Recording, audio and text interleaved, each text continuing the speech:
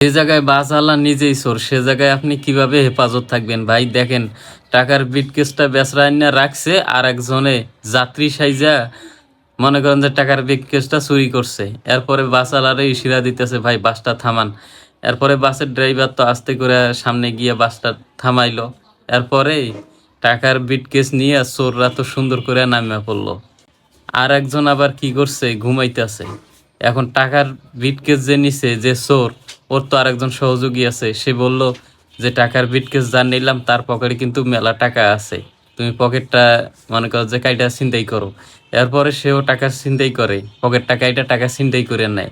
এরপরে এখান থেকে আস্তে করে নামিয়ে পড়ে। আর এই টাকার ভাব কিন্তু বাসের ড্রাইভার সহ কন্ডাক্টর সবাই পায়।